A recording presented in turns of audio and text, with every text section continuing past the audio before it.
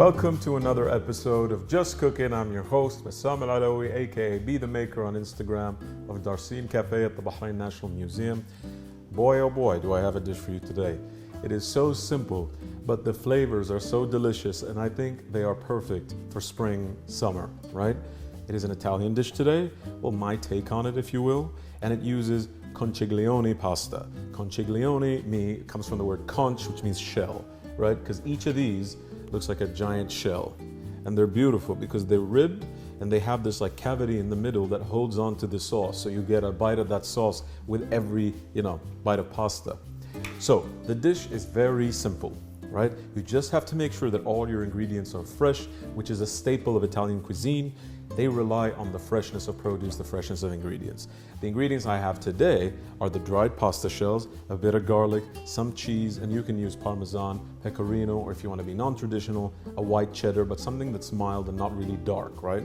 So you don't want to go to the English cheeses, the mature cheeses. That's not gonna mesh well with this. And some lemons, fresh lemon zest, and a bit of lemon juice. And it is hopefully gonna be delicious. So the first thing I've done is I've started a pot of boiling stock. You can use water, but I've used stock here because I want a lot of flavor and I want it to infuse. And I'm gonna use this stock to make the sauce base. So it's like flavor on flavor. My God, my mouth is watering already. So this is boiling. I'm gonna take these pasta shells, and this is about, I think, 300 grams. I'm gonna drop them in here. Now, Conchaglioni is the larger version of pasta, of this type of pasta. And you have the conchaglietti, which is a smaller, or conchigli, which is like the middle size, right? So I'm gonna let this come to a boil, and this will take about 9 minutes. In the meantime, I'm gonna take some really nice Italian olive oil. I'm gonna add it to a pan, not too much, and I'm gonna add a tiny bit of oil into the water. Now this is, some people do this, some people don't. I like to do it. It just stops the pasta from sticking together, right? And it adds that, as soon as it hits the water, you can smell that olivey, beautiful taste / smell. So in addition to this, what makes this really great is that with the freshness of the lemon, I'm gonna add some smoked salmon. So the pasta has been boiling in our very nice stock water with a bit of olive oil, and I'm just gonna uncover it for a bit, and you can see that it's taken on this opaque color. That's because all the starch in the pasta is kind of infused into the water. And we're gonna be using that water because it technically thickens our sauce, right? So as this comes to a boil, it's not done just yet. I wanna cook it up to al dente. Al dente means that the pasta has a bite, but it is not raw. You don't wanna overcook this. 7 to 9 minutes, maybe perhaps 10 minutes, more than enough to get it where it needs to be. If you overcook it, it's just gonna turn to mush because you're gonna be adding it to the sauce as well. So I have this pan here. I'm gonna put it on the hob. I'm gonna take my fresh garlic. I've just taken 2 to 3 cloves of garlic. You can reduce or add depending on what you like. I'm gonna add it in here, and I wanna add it to a cold pan. I like it to infuse into the oil that I've added, right? And these pans come up to temperature very quickly. You don't want to burn the garlic, ladies and gentlemen. If you do, it turns bitter, it turns acrid, and it makes everything taste really bad. So you want to get this just up to a golden brown. And while this comes to temperature, what I'm going to do is prepare the salmon. So this is just 2 slices of smoked salmon. You don't need as much. I'm probably going to be using just a slice, maybe more depending on what I like. I'm going to take each of these individual slices, just like so, onto my chopping board with my clean, sanitized hands, ladies and gentlemen. I'm gonna chop them into ribbons because it's just aesthetically pleasing, all right? I can hear the sizzle of that garlic. It's coming to temperature beautifully, and I think if we check on our pasta, it might be ready. So let's do that and see what it looks like. Look at them. They were already quite large, but they've almost been inflated with all that water, and I think they're ready to go. They have a nice bounce to them. I think I'm gonna actually start draining these. Okay, so just drain them. They already have a bit of olive oil on them, so hopefully they will not stick, which is perfect for us. There we go. The smell, the garlic, the olive oil, it's beautiful. There we go. And you notice this is a small box, and the brand of pasta, in my opinion, matters. If you get really low quality pasta, it'll just taste not so great. I like an Italian brand. I'm not sure if I can mention them on air, but they start with a B and end with an A, and they come in a blue box. Get those. Those are my favorite. They are an Italian import, done to their standards. Perfect. All right. So this stock I will keep on heat because I will use it to kind of deglaze the pan. And all those residual starches that are left over in the pasta water are going to help thicken the sauce.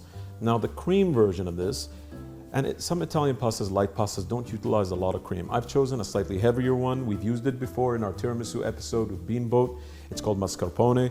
It has a nice dairy flavor, very creamy, but also quite light relative to, harder, more stronger cheeses.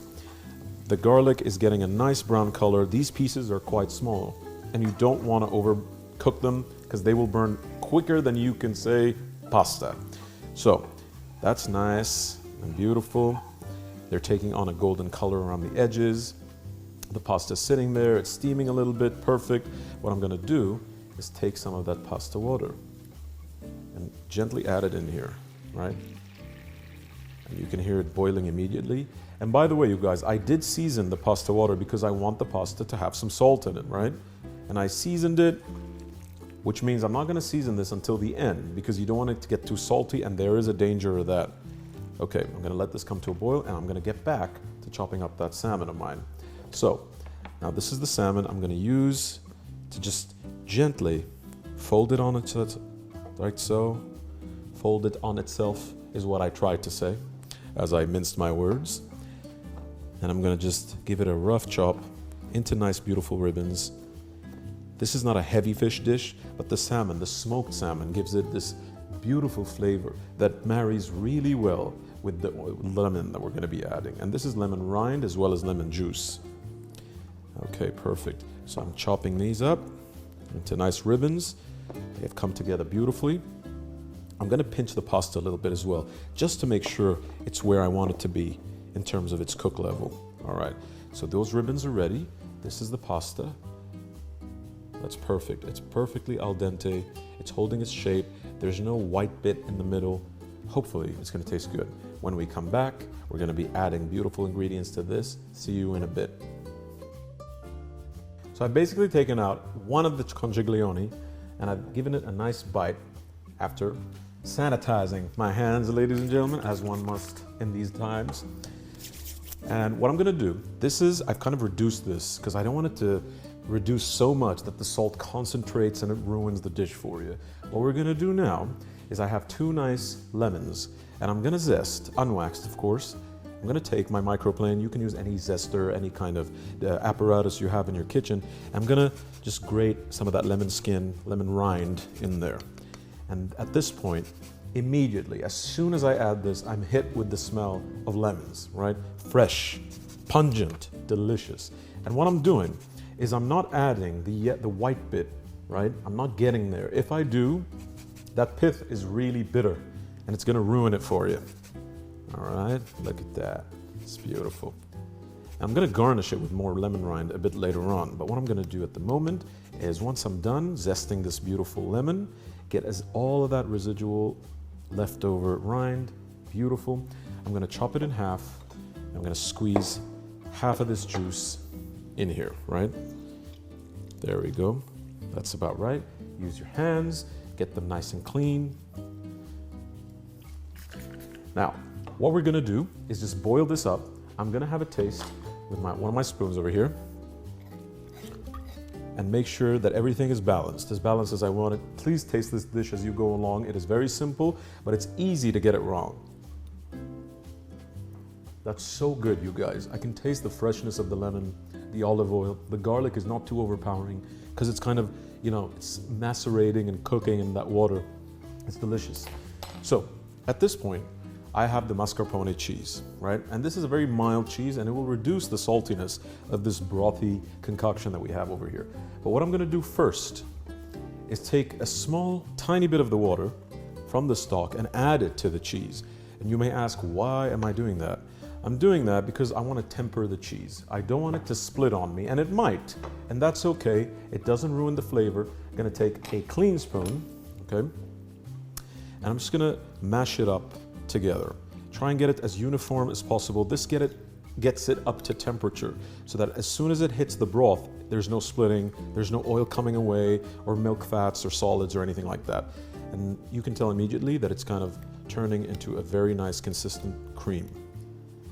Now I like to use mascarpone, but if you don't have it, you can use normal cooking cream, single cream, but do not use anything too heavy because it'll just be a really heavy dish. This is supposed to be a very light, airy pasta, right? It is Ramadan. You don't want things that are gonna just like sit on your stomach and make you unable to move for a couple of hours. You want stuff that are nutritious, easy to eat, fresh, you know, especially in our summer weather.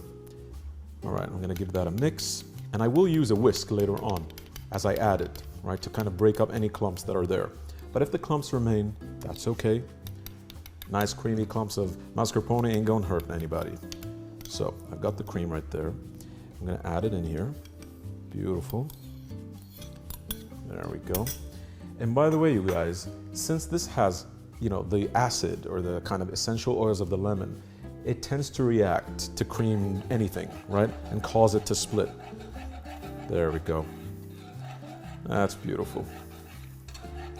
You've got a bit of that oil floating on top, which is beautiful. It's gonna coat the pasta.